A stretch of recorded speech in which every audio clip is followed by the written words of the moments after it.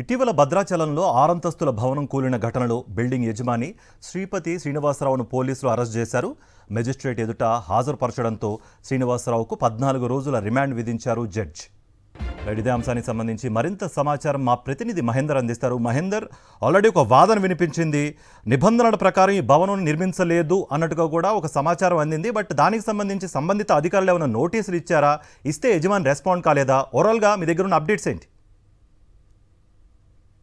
ఆరంతస్తుల building కూలిన ఘటనలో యజమాని శ్రీపతి శ్రీనివాసరావును భద్రాచలం పోలీసులు అరెస్ట్ చేశారు. అరెస్ట్ చేసి భద్రాచలం మెజిస్ట్రేట్ ముందు హాజరుపరిచారు. 14 రోజులు రిమాండ్ విధించడంతో ఆయన భద్రాచలం జైలుకు సంబంధించి తరలించారు. అయితే ఈ భవనం సంబంధించిన నిర్మాణంలో దీనికి G+2 మాత్రమే గ్రామ పంచాయతీ నుంచి పర్మిషన్ ఉంది. G+6 మాత్రం అతని ఎటువంటి అనుమతులు సంబంధించి తీసుకోకుండానే నిర్మిస్తూ వస్తున్నారు. 100కు పైగా కూడా దీనికి సంబంధించిన ఫిర్యాదులు సంబంధించి వచ్చాయి. పలుమార్లు అధికారులు కూడా ఆ యజమాని కన్స్ట్రక్షన్ చేస్తున్న సందర్భంలో అక్కడికి వెళ్ళి చెప్పినా గానీ ఆ యజమాని సంబంధించి వినలేదు. ఈ మొత్తం ఎపిసోడ్ లో అధికారుల నిర్లక్ష్యం కూడా చాలా స్పష్టంగా సంబంధించి కనిపించింది. అదే సమయంలో ఉన్నతాధికారులు ఆ ఫిర్యాదులు అందిన సందర్భంలో దాన్ని డిస్మెటల్ చేయాలి, బిల్డింగ్ ను కూల్చేసేయాలని స్థానిక అధికారులు చెప్పినా కానీ వాళ్ళు నిర్లక్ష్యంగా వివరించారు. దాన్ని కూల్చకపోవడంతో కూడా ఒక పెద్ద ప్రమాదం సంబంధించి జరిగి 2 కార్మికులు సంబంధించి చనిపోయారు. త్రుటిలో మరో 5 కార్మికులు సంబంధించి తప్పించుకున్నారు. టోటల్ గా ఎపిసోడ్ లో ఇది కేవలం ఒక యజమాని మాత్రమే దీనిలో బాధ్యత కాదు, ఖచ్చితంగా లోకల్ అధికారుల సంబంధించి కూడా బాధ్యత ఉంటుంది. కాబట్టి వారికి కూడా నోటీసులు